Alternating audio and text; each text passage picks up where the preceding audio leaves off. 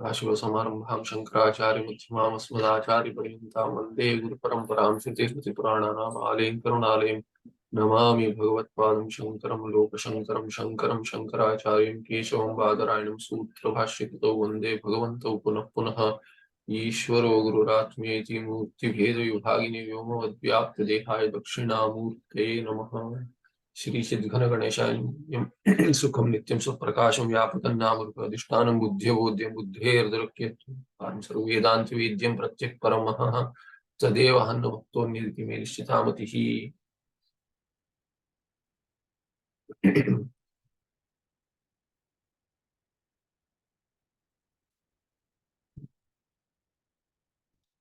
मुमुक्षोः प्रारब्धं भोगेन नश्यति। तो एक भविक कह रहा है कि मुमुक्षु को नित्य नैमित्तिक कर्म करना चाहिए, प्रायश्चित कर्म छोड़ देना चाहिए। और उससे क्या होगा? निषिद्ध कर्म ना करने से पाप उत्पन्न नहीं होगा, काम्य कर्म छोड़ देने से पुण्य उत्पन्न नहीं होगा, और प्रायश्चित कर्म करने से, साधारण और असाधारण प्रायश्चित करने से पूर्व जन्म में जो जो प्रत्यवाय हुआ था, पाप आया था, वो सब चला जाएगा। और अगर संचित कुछ बचा है तो इच्छा के अभाव से उसका फल प्राप्त नहीं होगा। उसके लिए उसने उदाहरण दिया कि जैसे किसी से कोई पैसे लेना चाहता है पर बाद में इच्छा नहीं रही, तो अगर वो देना भी चाह रहा है तो जिसको नहीं चाहिए उसको वो नहीं मिलेगा। वैसे ही संचित प्राप्त नहीं होगा, फल नहीं देगा, ऐसे उसका मत है। तो अभी इस जन्म में प्रारब्ध जो कहते हैं कि शुरू हो गया है, प्रकर्षेण आरब्धम, जो शुरू हो चुका है उसका फल तो मिलेगा। तो उसके लिए कह रहे हैं मुमुक्षु हो प्रारब्धम भोगेन नश्यति, भोग से नाश हो जाएगा, जो सिद्धांत का भी मत है। वर्तमान जन्मनि काम्य निषिद्ध कर्म अननुष्ठानाद ऊर्ध्व अधोलोक प्राप्तिर न संभवती। तो वर्तमान जन्म में काम्य कर्म नहीं करने से ऊर्ध्व गति नहीं होगी, और निषिद्ध कर्म ना करने से अधोगति नहीं होगी। इसीलिए ऊर्ध्वलोक और अधोलोक की प्राप्ति तो नहीं होगी, संभव ही नहीं है। जन्मांतरीयाणाम प्रारब्ध फलानाम निषिद्ध काम्य कर्मणाम भोगेनैव क्षयः। पर पहले जो संकल्प कर कर पिछले जन्मों में जो कर्म किया है उसका कर्म का फल ये प्रारब्ध इस जन्म में जो प्राप्त है, प्रारब्ध फलानाम निषिद्ध काम्य कर्मणाम, निषिद्ध और काम्य कर्म तभी किया होगा इसलिए जन्म मिला है, इसका क्षय तो भोग से हो जाएगा। नित्य नैमित्तिक कर्म अनुष्ठान जन्य प्रत्यवाय रूप पापम तद अनुष्ठानेन मुमुक्षुर्न जायते। और प्रत्यवाय रूप जो दोष है, जो नित्य कर्म नैमित्तिक कर्म ना करने से जो उत्पन्न होता है, या जिसको प्रत्यवाय कहते हैं, नया उत्पन्न नहीं होता किंतु प्रत्यवाय जो लगना था वो तो नहीं होगा। क्यों? क्योंकि ये नित्य नैमित्तिक कर्म कर रहा है मुमुक्षु, तो वो भी हट गया। जन्मांतर संचित निषिद्ध कर्माणि साधारण प्रायश्चित्तेन निवर्तन्ते। और पिछले जन्मों में जो निषिद्ध कर्म किया है वो साधारण प्रायश्चित्त से उसका भी नाश हो जाएगा, परिहार प्राप्त हो जाएगा। जन्मांतर संचित काम्य कर्माणि तु, और काम्य कर्म देखिए निषिद्ध कर्म से पाप उत्पन्न होता है। तो सिद्धांति क्या कहता है कि चलिए आप साधारण प्रायश्चित अगर कर लेंगे, मान लेते हैं कि उससे पाप का परिहार हो जाएगा। क्यों? क्योंकि प्रायश्चित कर्म कुछ अदृष्ट उत्पन्न करता है, और पूर्व जन्म में जो संचित पाप है उससे क्या है कि पाप उत्पन्न हुआ है, पाप कर्म से पाप फल उत्पन्न हुआ है। तो ये जो प्रायश्चित कर्म से अदृष्ट उत्पन्न होता है वो पाप के विरोध में काम करेगा। किंतु अगर आप कोई अच्छा काम कर, नित्य नैमित्तिक तो कोई नया पुण्य नहीं देता, प्रायश्चित भी कोई नया पुण्य नहीं देता, और अगर आप मानते हैं कि कुछ अदृष्ट उत्पन्न होता है, ये शुभ फल रूप में है जिससे पाप का विरोध होता है, तो सिद्धांति कहता है पूर्व पक्षी को, तो पहले तो काम्य कर्म भी किया है जिससे पुण्य उत्पन्न हुआ है, तो प्रायश्चित कर्म क्या करेगा? प्रायश्चित कर्म तो केवल पाप कर्म के विरोध में काम करेगा, पुण्य के विरोध में तो नहीं करेगा। तो देवलोक की प्राप्ति तो होगी आगे जाकर, या मनुष्य जन्म, उत्तम मनुष्य जन्म भी प्राप्त हो सकता है, उसके लिए क्या करेंगे, जन्म का तो अंत नहीं होगा। तो ऐसा पूर्व पक्ष लेकर, सिद्धांति का मत लेकर पूर्व पक्षी क्या कहता है, जन्मांतर संचित काम्य कर्माणि, जो काम्य कर्म किए हैं वो तो फल देंगे, उसमें तो प्रायश्चित उसका विरोध नहीं करेगा, क्योंकि उसके साथ चलेगा। प्रायश्चित क्या है कि अदृष्ट क्या है कि शुभ रूप में उत्पन्न करता है, तो पुण्य भी सुख देगा, शुभ है। तो दोनों का शुभ रूप के अदृष्ट से शुभ रूप का जो फल देने वाला है सुख रूप, और शुभ रूप जो अदृष्ट है प्रत्यवाय जन्य प्रायश्चित जन्य, उनका तो विरोध नहीं है, तो जुड़ जाएंगे। या फिर पहले वाले जो शुभ कर्म है वो फल देंगे सुख रूप में। तो मुमुक्षु हो इच्छा अभावात, मुमुक्षु को तो काम्य जो उसने पहले तो मांगा था पर अभी नहीं चाहिए, इसीलिए क्या होगा, मुमुक्षु इच्छा अभावादेव फलम न प्रयच्छन्ति। तो चलिए पाप कर्म का तो मुमुक्षु को इच्छा नहीं होगा तो भी फल देगा, अगर पूर्व पक्षी मान भी ले।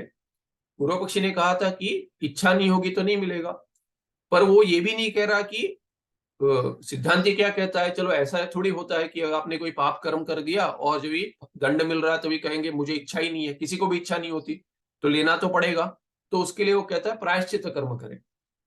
और कहेंगे कि सुख मिलेगा, उसके लिए तो इच्छा का अभाव है। तो जिसको नहीं चाहिए, तो अभी पैसे कोई देना चाहता है और आप मना कर दें तो नहीं देगा। वैसे ही क्या है कि पुण्य का सुख, जो पुण्य का फल देना है तब तो आप मना कर सकते हैं। पाप का फल अगर आप मना भी नहीं कर सकते, उसके लिए प्रायश्चित कर लेंगे।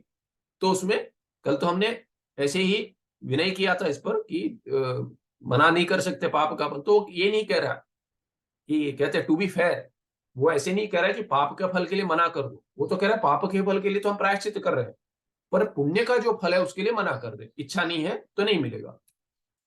तस्मात मुमुक्षुणा नित्य नैमित्तिक साधारण प्रायश्चित रूपाणी कर्माणी अनुष्ठेयानि। तो इसलिए मुमुक्षु को क्या करना है, मोक्ष के लिए, मोक्ष तो मोक्ष इच्छु है, उसके लिए उसको क्या करना है, नित्य नैमित्तिक और साधारण प्रायश्चित रूप कर्म करना है।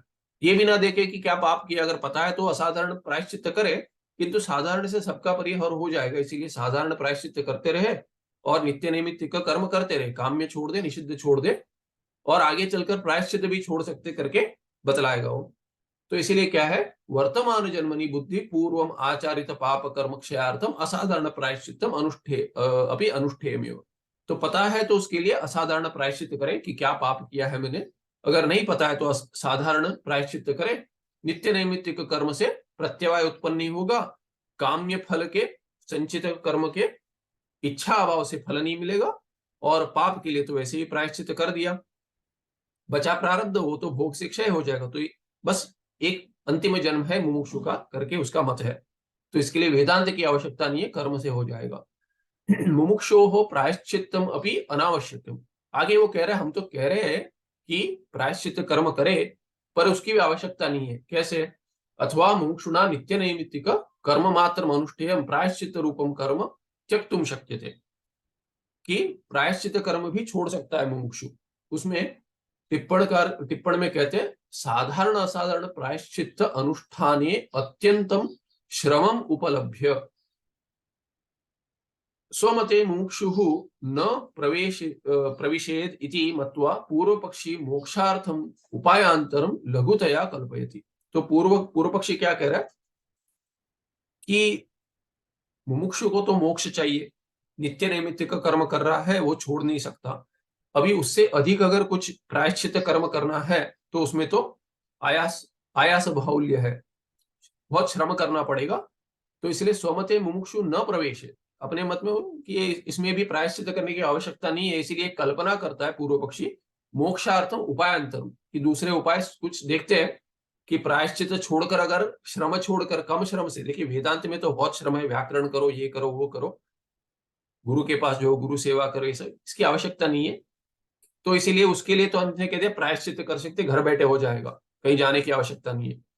और फिर कहता है प्रायश्चित में भी श्रम है, इससे भी अगर कोई साधारण की सहज उपाय मिल जाता है तो उसका भी विचार कर सकते हैं। तो उपायांतर लघुतया कल्पयति, तो क्या कह रहा है कि प्रायश्चित छोड़ दे, फिर यदा त्यक्तुम शक्यते तथा ही, तो कैसे चलेगा ये? मुमुक्षुः संचित निषिद्ध काम्य कर्माणि निष्फलानि भवन्ति। मुमुक्षु को तो हमने दिखला दिया, वो कहता है कि संचित और निषिद्ध काम्य कर्म जो है ये तो निष्फल हो जाएंगे। कैसे? संचित का तो कह रहे कि संचित, और निषिद्ध जो है, निषिद्ध तो नहीं कर रहा है, काम्य छोड़ दिया उसने, इसीलिए क्या है कि पुण्य और पाप नया तो उत्पन्न नहीं हो रहा है, बचा संचित। तो ये निष्फल कैसे? यथा वेदांतिना मते ज्ञानिनः संचित कर्माणि नश्यन्ति इति उच्यते। आपके मत में क्या है कि ज्ञान उत्पन्न हो जाएगा तो संचित तो चला जाता है, आगामी चला जाता है, आप भी कहते हैं, तो हम क्यों ना कहे? तो कहते हैं तथा एतन मते, इनके मत में क्या है, पूर्व पक्षी के मत में, अपि निषिद्धानि काम्यानि च वर्जयित्वा नित्य नैमित्तिकानि अनुष्ठितो अस्य मोक्षो संचितानि सकलानि अपि कर्माणि क्षीयन्ते। तो कह रहे नित्य और नैमित्तिक कर्म से ही क्षय हो जाएगा संचित का, प्रायश्चित की आवश्यकता नहीं। आप, हमने तो कह दिया कि प्रायश्चित करना है तो कर भी सकते हैं। क्यों कहा? क्योंकि पहले तो आप देखें कि कैसे कैसे उपाय है, ज्ञान के बिना कैसे कैसे उपाय है कि मोक्ष प्राप्ति के लिए, और हम कह रहे इससे भी सहज उपाय, प्रायश्चित की भी आवश्यकता नहीं है, कह रहे कि नित्य नैमित्तिक कर्म से ही हो जाएगा। ये मत भगवान भाष्यकार देखते हैं, पहले भी कहीं भाष्य में देखते हैं कि ऐसा मत भी कर्मकांडी कहता है। तो भगवान भाष्यकार पूछते हैं उसे कि इसमें तो अभी वाक्य भेद हो गया, फल का देखिए, एक कर्म एक ही फल दे सकता है, दो फल नहीं होते उसमें। पूर्व मीमांसा में कोई आप काम करो उसका एक फल होता है, दो फल नहीं होते। तो आप बताइए कि नित्य नैमित्तिक कर्म से प्रत्यवाय का दोष हट जाएगा कि संचित का पाप हट जाएगा? दोनों तो नहीं हो सकते। तो अगर आप कह रहे हैं कि प्रायश्चित कर्म करे उससे संचित जा रहा है, तो फिर भी हम मान लेते हैं कि थोड़ा संचित कम हो जाएगा, सभी नहीं जाएगा। हम तो ये मानते हैं कि संचित कर्म शास्त्र ने उपाय दिया है तो उसका फल तो मिलेगा, अदृष्ट मिलेगा, और संचित का कुछ जो पाप है वो जाएगा, सभी तो नहीं जाएगा, क्योंकि हमने देखा कल कि अनंत जन्म प्राप्त संचित कर्म है वो तो नहीं जाएगा। और पुण्य जो है, पुण्य का फल तो मिलेगा, क्योंकि प्रायश्चित कर्म का विरोध नहीं। अगर आप प्रायश्चित कर्म भी हटा देंगे और कहेंगे नित्य नैमित्तिक कर्म से जाएगा संचित कर्म का अदृष्ट उससे उत्पन्न होगा, तो प्रायश्चित कर्म तो जो जैसे अदृष्ट उत्पन्न करता है वैसे नित्य नैमित्तिक कर्म अदृष्ट उत्पन्न नहीं करता, माने पुण्य उत्पन्न नहीं करता नया। तो उसकी क्षमता ही इतनी है कि प्रत्यवाय दोष को हटाए, जो क्या है कि जो वर्णाश्रम के लिए विहित कर्म है वो ना करने से जो प्रत्यवाय है वो हटा दे, पूर्व संचित से उसका कुछ लेना देना ही नहीं। तो ये भगवान भाष्यकार का मत है। उन्होंने पूर्व पक्षी का कि ऐसे मत का विरोध किया है, शास्त्र में दिखता है चर्चा में। तो ये मत तो आता है कि प्रायश्चित और बिना प्रायश्चित के भी हो जाएगा। अथवा, तो फिर पूर्व पक्षी क्या कहते हैं, चलिए और सोचते हैं। अथवा में एक टिप्पण है वहां पे कि अवश्यम अनुभोक्तव्यम कृतम कर्म शुभाशुभम ना भुक्तम क्षीयते कर्म कल्प कोटि शतेरपि इत्यादि शास्त्र विरोध परिहाराय पूर्व पक्षी समाधत्ते अथवा इति। तो पूर्व पक्षी को ये भी कहा कि संचित तो नहीं जाएगा ऐसे, क्योंकि अवश्यम अनुभोक्तव्यम कृतम कर्म, शुभ और अशुभ, पुण्य जो जन्य करता है वैसा शुभ कर्म, और अशुभ कर्म जो पाप जन्य है, पाप उत्पन्न करता है वैसा कर्म जो किया गया है कृतम, अवश्य अनुभोक्तव्य, उसका तो भोग करना ही पड़ेगा, उसके लिए कोई उपाय नहीं है। अगर आप जी रहे हो तो उसका तो फल मिलते ही रहेगा, शरीर प्राप्त हुआ तो भोग तो करना ही पड़ेगा। न अभुक्तम क्षीयते कर्म, और बिना भोग के कर्म का क्षय तो नहीं होगा। कल्प कोटि शतेरपि, अगर आप कहेंगे चलिए कि भोग करते करते करते करते प्रारब्ध नाश हो रहा है, वैसे ही संचित बिना भोग के भी नाश हो जाएगा कि इस जन्म में प्रारब्ध का क्षय हो जाएगा, संचित का जन्म के अंत में हो जाएगा, नहीं होगा। कल्प कोटि शतेरपि, तो आप जन्म लेते रहेंगे, प्रारब्ध जाएगा ऐसे कहेंगे, वैसे संचित का नाश होगा एक एक जन्म के बाद, नहीं होगा, क्योंकि अनंत है, अनादिकाल से है। तो पूर्व पक्षी तो कल्पना कर रहा है, अथवा संचितानि काम्य निषिद्धानि कर्माणि सकलानि अपि संभूय एकम एव अन्यत् जन्म प्रयच्छेयु मुमुक्षोः। तो कहता है कि दूसरी कल्पना करता है, देखिए क्या होगा, संचित का चलिए नाश नहीं होगा नित्य नैमित्तिक से, किंतु सभी संचित कर्म मिलकर एक जन्म उत्पन्न करेंगे मुमुक्षु के लिए। तो अगला एक जन्म आएगा, एक जन्म में क्या है, इतने जन्म ले लिया आपने मोक्ष के लिए, तो एक जन्म आप ले भी सकते हैं, बड़ी बात नहीं। अगर किसी ने कह दिया गुरु को आपको एक जन्म बचा है तुम्हारा, इसके बाद एक जन्म ले लोगे, तो क्या उसमें उसमें तो वेदांत की अपेक्षा नहीं है। तो इसीलिए वो क्या कह रहा है कि सभी सकलानि अपि संभूय, कौन से, काम्य और निषिद्ध दोनों कर्म जो संचित में है सभी मिलकर एक जन्म उत्पन्न करेंगे मुमुक्षु के लिए। अतः मुमुक्षुना वर्तमान जन्मनः अन्यद एकमेव जन्म प्रतिपत्तव्यम भवेत्। बस थोड़ा धीर रखिए, 15 मिनट और देर से जैसे पाठ शुरू होगा थोड़ा धीरज रखिए, वैसे और एक जन्म बस धीरज रखिए, मुक्ति मिल जाएगी, ऐसे मुमुक्षु कह रहा है। ये पूर्व पक्षी कह रहा है मुमुक्षु के लिए। अतः मुमुक्षुना वर्तमान जन्मनः अन्यत, वर्तमान जन्म से इससे हट और एक जन्म, बस एक मिल जाएगा, उसका भोग कर ले, सभी संचित चला जाएगा। तो ये तो नहीं होगा, क्यों नहीं होगा, क्योंकि संचित में ऐसे ऐसे कर्म है, ऐसा कुछ है नहीं जो हमने नहीं किया है, अनंत जन्म है, इसीलिए ऐसा कोई कर्म नहीं है जो हमने नहीं किया है।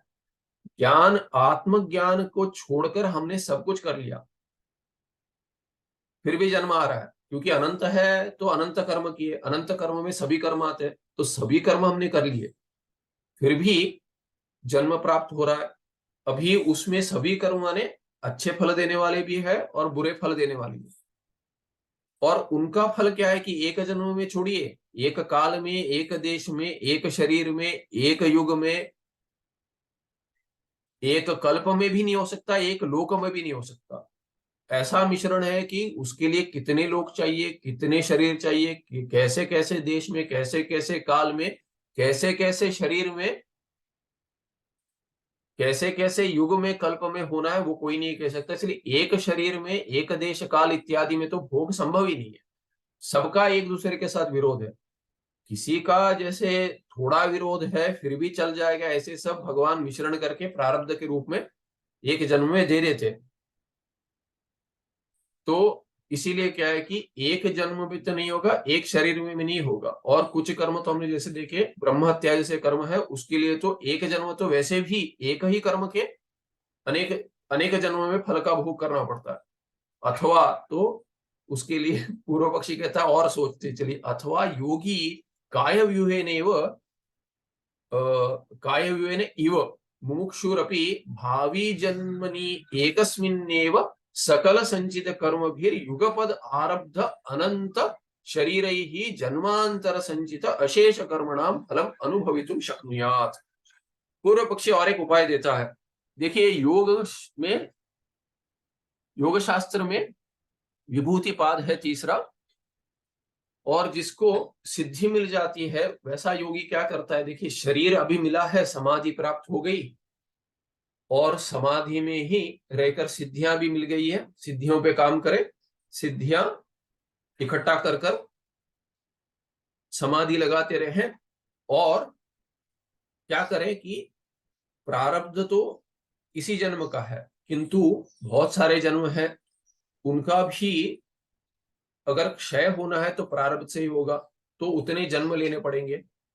तो योगी क्या करते हैं, जो सिद्ध महात्मा योगी है वो क्या करते हैं कि बहुत सारे जन्मों का प्रारब्ध होता है। कई कई क्या होता है, जैसे ब्रह्मसूत्र में विचार किया गया है कि किसी किसी को ज्ञान प्राप्ति हो जाए तो प्रारब्ध एक ही बचता है संचित, और आगामी का नाश हो जाता है। जन्म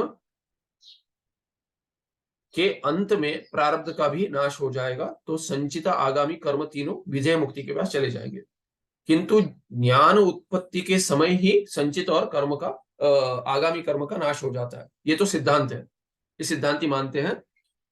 प्रारब्ध रह जाता है, उसमें कभी कहीं कुछ मतभेद है, किंतु प्रारब्ध तो माना है, क्योंकि बिना उसके शरीर नहीं रहेगा, और अगर ज्ञानी का शरीर नहीं रहेगा तो संप्रदाय कैसे चलेगी, कौन पढ़ाएगा। और उसके लिए प्रमाण है छांदोग्य में 6 अध्याय में, तस्य तावदेव चिरम यावन्न विमोक्षे। तो जब तक शरीर रहता है उतना ही उतने ही देर तक केवल प्रारब्ध बचता है, वो भी चला जाता है। उसके बाद क्या है कि सभी जो सूक्ष्म शरीर का भी अपने अपने कारण में लय हो जाता है। सूक्ष्म शरीर जो अज्ञानी के लिए अनादिकाल से चल रहा है और भिन्न भिन्न स्थूल शरीरों में भिन्न भिन्न इंद्रिया इत्यादि के साथ जो प्रकट होता है शरीर में, जिसका संबंध हो जाता है जन्म में, वैसा प्रवास नहीं होगा ज्ञानी के सूक्ष्म शरीर का। ज्ञानी का सूक्ष्म शरीर तो उसके कारण में मिल जाता है, अपने अपने अंश अपने अपने कारण में मिल जाते हैं। जैसे पार्थिव शरीर है ये पृथ्वी में चला जाएगा जो स्थूल शरीर है, वैसे ही क्या है सूक्ष्म शरीर में जिससे उत्पन्न हुआ है उससे उसमें उसका लय हो जाएगा। तो योगी क्या कहते हैं कि अभी प्रारब्ध से क्षय हो जाएगा। ब्रह्म सूत्र में विचार आया है कि ऐसा हो सकता है कि अगर ये है किसी का प्रारब्ध, ज्ञानी का प्रारब्ध ऐसा होता है कि ईश्वर की इच्छा से प्रारब्ध एक जन्म में समाप्त नहीं होता, अधिक जन्म भी होते हैं कभी कभी। तो ब्रह्म सूत्र में उसका विचार आया। तभी क्या होता है कि ज्ञान तो रहता है, जीवन मुक्ति हो गई, किंतु विदेह मुक्ति के लिए और जन्म होते हैं। जैसे कि कुछ व्यास इत्यादि व्यासाचार्य को भी माना गया है कि अधिक जन्मों का प्रारब्ध है उनका, तो ज्ञानी होते हुए भी वो आकर पुराण की रचना करते हैं या दूसरे को पढ़ाते हैं जो है। वैसा एक उदाहरण ले लीजिए, उससे समझा जा सकता है कि अच्छे कर्म के लिए ही अवतार पुरुष भी जो आते हैं उनको भी माना गया है कि उनका प्रारब्ध जो है ऐसे ज्ञान के बाद भी प्रारब्ध अधिक जन्म का होता है। उनको उसमें दुख का अनुभव होता है ऐसे नहीं मानते, किंतु क्या है कि प्रारब्ध का क्षय अधिक जन्म में हो जाता है, एक से अधिक जन्म ऐसे क्वचित होता है। तो ऐसे ही योगी क्या कहता है कि अभी प्रारब्ध का क्षय होना है वो तो भोग से होगा, और इस जन्म में समाधि भी कभी टूट जाती है, प्रारब्ध से टूट जाती है।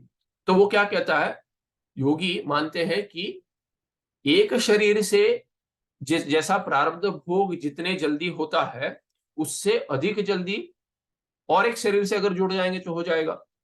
और ऐसे ही मैं अगर एक से अधिक दो से अधिक तीन ऐसे करते जितने शरीर ले सकता हूं उतने शरीर अगर युगपद एक साथ मैं ले लूं तो क्या होगा कि प्रारब्ध का क्षय जल्दी हो जाएगा। उसको कहते हैं काय व्यूह। तो अथवा योगी काय व्यूहेन इव, जैसे योगी काय व्यूह से अपने शरीर से भिन्न भिन्न शरीर के द्वारा जुड़, कि किसी का शरीर है उस शरीर से जैसे परकाय प्रवेश होता है, वैसे मान लीजिए कि वैसे कर कर वो अपने प्रारब्ध भोग को हटा देता है, प्रारब्ध का क्षय कर देता है भोग द्वारा। तो अपने ही शरीर नहीं दूसरे के शरीर से भी वो प्रारब्ध का क्षय कर लेता है। तो वैसे ही मुमुक्षुरपि भावी जन्मनि एकस्मिनेव, इसी जन्म में एकस्मिनेव, या तो एक जन्म प्राप्त होगा तभी क्या सकल संचित कर्म भी युगपद आरब्ध अनंत शरीर ही, युगपद आरब्ध अनंत शरीर ही, बहुत सारे शरीर एक साथ लेकर मुमुक्षु अपना प्रारब्ध क्षय कर लेगा संचित का। तो सकल संचित कर्म भी युगपद आरब्ध अनंत शरीर ही जन्मांतर संचित अशेष कर्मणा फलम अनुभवितुम शक्नुयात्। तो जैसे प्रारब्ध का क्षय करते हैं वैसे योगी भी करते हैं। तो आप इतना ही प्रारब्ध ऐसे मत सोचिए, सोचिए कि जितना संचित है, जितने शरीर चाहे उतने शरीर एक ही जन्म में ले लीजिए। तो मुमुक्षु वो कर सकता है, करके कहते हैं कि मुमुक्षु योगी जैसे भिन्न भिन्न शरीर, बहुत सारे शरीरों के साथ, अनंत शरीर कह रहे हैं, अनंत शरीरों के साथ जुड़ जाएगा और अनंत संचित का नाश हो जाएगा। ये तो अभी इसको तो अभी कुछ कह नहीं सकते, क्योंकि आप कह रहे हैं अनंत संचित है, तो जो कह रहा है अनंत शरीर से जुड़ जाएगा और प्रारब्ध से क्षय कर लेगा, प्रारब्ध का, प्रारब्ध का ही संचित का प्रारब्ध द्वारा क्षय कर लेगा। किंतु एक साथ अनंत शरीर ले रहा है तो सभी संचित क्या हुए, प्रारब्ध रूप में जुड़ गए और वैसे उनका नाश हो जाएगा। अशेष कर्मणा, एक भी संचित का कर्म कोई बचेगा नहीं, क्योंकि अनंत शरीर द्वारा उसका भोग करेगा। अथवा, अथवा और एक अथवा कहता है, हाँ ये तीसरे में क्या क्या अभी जो देखा उसमें एक टिप्पण था अनेक परस्पर विलक्षण जन्म प्रयोजक अनेक कर्मणां फलम एकस्मिन् जन्मनि असंभावितम इति शंकायाम सदृष्टान्तम आह अथवा इति। तो अनंत सिद्धांति ने कहा था, मैंने जैसे बताया, भगवान भाष्यकार कहते हैं कि संचित तो ऐसा है, मिश्रित है कि एक जन्म में तो नहीं जाएगा, एक शरीर में नहीं जाएगा। तो पूर्व पक्षी ने कहा तो वो अनंत शरीरों के साथ जुड़ जाएगा, जैसा शरीर चाहिए वैसे शरीर में जुड़ जाएगा, जैसा लोक चाहिए वैसे लोक में जुड़ जाएगा, और एक साथ युगपद ही सभी संचित का नाश कर लेगा। चौथा मत बताते, यदि अनेक जन्मार्जित सुकृत कर्म फलम सुख रूपम युगपद एक जन्मनि उपभुज्येत तर्हि दुष्कृत कर्म फलम दुःखमपि भावी जन्मनि भोक्तव्यं भवेदिति मत्वा मुमुक्षुः स्वमते न प्रविशेद इति तत्र प्रवर्तितुं लाघवाद अयं पक्ष उपन्यस्यते अथवा इति। अभी सिद्धांति ने क्या, चलिए मान लेते हैं कि वो कायव्यूह जैसे अनंत शरीर से जुड़ जाएगा, अभ्युपगमवाद कि अगर ऐसा मान ले, हाइपोथेटिकली अगर मान ले तो क्या होगा, सभी पुण्य का सुख जो है वो तो जैसे हिरण्यगर्भ का सुख है वैसे सुख वो सभी संचित कर्म का जो शुभ कर्म है उसका भोग कर लेगा, सुख मिलेगा। किंतु एक ही जन्म में सुख तो इतना होगा तो किसी को विरोध नहीं है, क्योंकि आप मुमुक्षु को पूछिए सुख मिलेगा, चलेगा? हाँ चलेगा, सभी संचित सुख मिल जाएगा। किंतु उसको पूछिए सभी पाप का एक ही जन्म में सभी शरीर के साथ जुड़कर भोग कर लोगे क्या? पाप का दुख जो अभी इस जन्म में एक शरीर का दुख है वही तुम्हें नहीं चाहिए, इसके लिए मोक्ष की इच्छा उत्पन्न हुई है। अभी सभी संचित जितने हैं पाप उसमें भी उसका दुख, वैसे दुख का भोग कर लोगे क्या? तो उसके लिए चौथा पक्ष कहता है पूर्व पक्षी, अथवा नित्य नैमित्तिक अनुष्ठान जनित क्लेश एवं जन्मांतर संचित निषिद्ध कर्मणाम फलम भवती। तो क्या कह रहा है कि ये देखिए संचित कर्म जो है उसमें जो पाप है वो सभी पाप मिलकर ही नित्य नैमित्तिक कर्म का अनुष्ठान जो है उसमें जो कष्ट आता है। वो क्या कह रहा है, देखिए गृहस्थ का ये मत सोचिए कि संध्या एक ही है।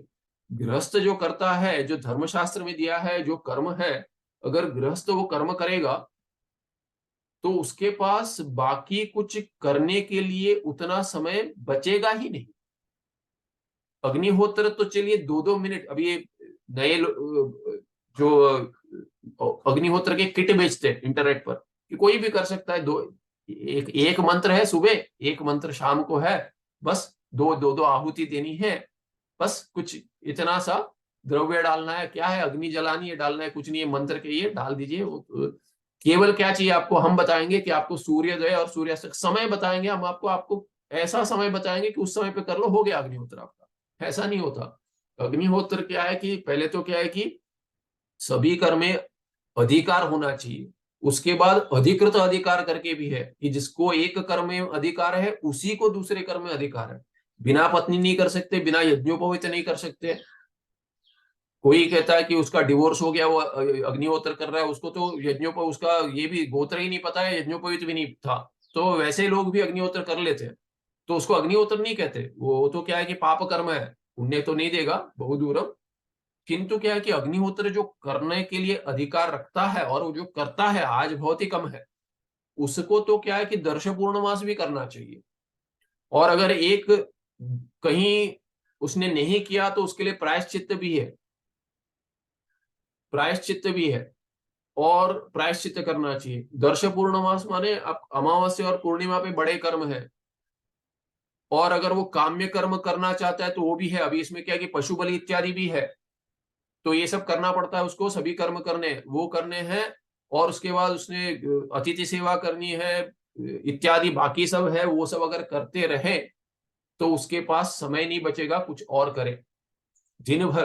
क्योंकि अगर वो अनुष्ठान कर रहा है तो जप भी उतना ही करना चाहिए, क्योंकि ऐसी आहुति नहीं दे सकते। कोई कर्म कर रहा है उसका उसका 10 गुना जितनी आहुति दे रहे उससे 10 गुना उसका जप होना चाहिए। तो इतने सारे हैं कि कर्म कि उसको और कुछ करने की का समय ही नहीं मिलेगा। तो पूर्व पक्षी क्या कहता है, देखिए इतना श्रम है गृहस्थ आश्रम में, नित्य नैमित्तिक कर्म काम में भी नहीं करे तो नित्य नैमित्तिक कर्म में इतना श्रम है, वही दुख रूप पाप का फल है जो संचित का फल है। तो वो क्या कहते हैं, नित्य नैमित्तिक अनुष्ठान ही पाप का फल है। तो देखिए कि कितना सुंदर विचार है कि ऐसा तोड़ दे दिया कि ना प्रायश्चित चाहिए ना कुछ चाहिए, नित्य नैमित्तिक कर्म से कर्म करने से, करने का श्रम से ही संचित के पाप का निवारण हो जाएगा। ऐसे ऐसे उत्तम विचार है कि व्याकरण और वेदांत का अभ्यास नहीं करने के लिए इतना ही, अगर कहते हैं कि इतना ही माता पिता कहते हैं ना बच्चे को, और ये सब कर लेता है, हैकिंग कर लेता है, पासवर्ड छुपा लेगा कि मोबाइल का ये नहीं करना है, कैसे तो पता नहीं कैसे ढूंढ लेता है, पैटर्न है वो भी ढूंढ लेता है, कैसे करता है पता नहीं, इतना ही, इतनी बुद्धि अगर वो अपने होमवर्क में लगा है और इसमें करे तो कितना आगे चला जाएगा, पर उसमें नहीं लगता मन। पूर्व पक्षी का भी ऐसे ही है कि वेदांत इत्यादि में मन नहीं लगाना है, कुछ भी कर कर कुछ तो परिहार दे देंगे हम तो। अथवा नित्य नैमित्तिक अनुष्ठान जनित क्लेश है, जो क्लेश उत्पन्न होता है वही जन्मांतर संचित निषिद्ध कर्मणाम फलम भवति। अतः न जन्मांतर संचित निषिद्धम कर्म पुनर्जन्म हेतु भवति। इसलिए पुनर्जन्म तो मिलेगा ही नहीं। आप सोच रहे कि मिलेगा, पर मुमुक्षु को जन्म नहीं मिलेगा, क्योंकि निषिद्ध कर्म नहीं कर रहा है, काम में नहीं कर रहा है, और प्रायश्चित की आवश्यकता नहीं है, क्योंकि नित्य नैमित्तिक कर्म से ही हो जाएगा। तो नित्य नैमित्तिक कर्म से क्या हो जाएगा? प्रत्यवाय दोष हट जाएगा, नहीं करने का पाप हट जाएगा, और करने के श्रम से संचित पाप भी चला जाएगा। संचित काम्य कर्म निखिलम अपि भाव्येकस्मिन् एव जन्मनि नाना शरीर आरंभ द्वारा स्वफलम सर्वम दास्यति। तो क्या कह रहा है, और हमने ये तो बता दिया कि एक ही जन्म लेना है, उसमें क्या है कि संचित का तो पूरा नित्य नैमित्तिक कर्म से इसी जन्म में उसका कि उससे श्रम से ही संचित पाप चला जाएगा, तो बचा संचित पुण्य। तो अभी किसको नहीं चाहिए कि एक जन्म ऐसा सुखरूप जन्म होगा मुमुक्षु का कि पूरे संचित का बचा हुआ पुण्य है एक ही जन्म में भोग कर लेगा। उसके लिए वो तो कहेगा कि ये कभी खत्म हो जाएगा, अगला जन्म चाहिए मुझे। ऐसा हम उपाय दे रहे हैं, कहते हैं कि भावी एकस्मिन एव जन्मनि नाना शरीर आरंभ द्वारा, और बहुत सारे शरीरों का आरंभ कर कर सभी में सुख का ही भोग होगा। स्वफलम सर्वम दास्यति, संचित पुण्य, क्योंकि इस काम्य कर्म का फल है वो तो सुख ही देगा, दुख नहीं देगा। दुख का तो यहाँ पे नाश हो गया। तज्जन्मनि मोक्षो क्लेश लेशो अपि न भवेत्, कुछ भी क्लेश बचेगा ही नहीं, क्योंकि उसका तो नाश यहाँ पे नित्य नैमित्तिक कर्म से हो गया। तस्य जन्मना पुण्य फलत्वात् सुखम एव जायेत, केवल सुख बचेगा भोग के लिए, क्योंकि पुण्य का फल मिलेगा और भिन्न भिन्न शरीर में मिलेगा। सभी शरीरों में केवल सुख होगा। यतः जन्मांतर संचितेन निखिलन विहितेन कर्मणा तज्जन्म लब्धम। क्यों सुख मिलेगा? क्योंकि जन्मांतर संचित जो है निखिल, कि एक भी संचित नहीं बचेगा, सभी संचित मिलकर विहित कर्म से जो किए गए हैं संचित, वैसे पुण्य रूप में ही है तज्जन्म लब्धम। उससे ये पुण्य जन्म ही, तज्जन्म ही पुण्य जन्म ही है, वो तुम्हारा वो बच जाएगा। संचित सर्वम अपि निषिद्धम कर्म नित्य नैमित्तिक अनुष्ठान जनित क्लेशेनेव प्रकृते, इसी जन्म में जन्मनि एकस्मिन्नेव नश्यति, इसी एक ही जन्म में पूरे संचित पाप रूप जो है, जो निषिद्ध कर्म किया था संचित में, वो सब नित्य नैमित्तिक कर्म के करने के श्रम से चला जाएगा। इत्थम बिना एव प्रायश्चित्तम नित्य नैमित्तिक कर्माणि मोक्षम प्रदास्यन्ति। इसीलिए क्या है कि बिना प्रायश्चित्त भी, वेदांत तो बहुदूरम, प्रायश्चित्त भी करने की आवश्यकता नहीं है। ऐसे नित्य नैमित्तिक कर्म का श्रम ले बस एक जन्म में, अगला जन्म में तो सुख रूप ही है और पाप कुछ बचेगा नहीं, तब तो क्या नित्य नैमित्तिक करने की आवश्यकता नहीं है, ऐसे सोच सकते हैं। तस्मात् सदा नित्य कर्माणि निमित्ते सति नैमित्तिकानि च, ऐसे नहीं, तस्मात् सदा नित्य कर्माणि और निमित्ते सति नैमित्तिकानि च, निमित्त मिलने पर नैमित्तिक कर्म करना, नित्य कर्म तो करते रहना है। और इसीलिए क्या है, अवश्यम अनुष्ठेयानि केन मुमुक्षुणा, तो कई ही मुमुक्षु भी अनुष्ठेयानि, उनसे मुमुक्षु द्वारा नित्य और नैमित्तिका का केवल अनुष्ठान करना ही पर्याप्त है, मोक्ष मिल जाएगा। शास्त्रीय प्रसिद्ध्यात्वस्य मतस्य एक भविक वाद इति व्यपदेश। इसको शास्त्र में क्या कहते हैं? एक भविक मत कहते हैं, माने एक ही जन्म बचेगा, एक भविक मत, एक जन्म बचेगा आगे, वो तो सुख रूप है, और एक जन्म ये जो है, एक ही जन्म नित्य नैमित्तिक कर्म संचित के पाप पूरे हटा देगा।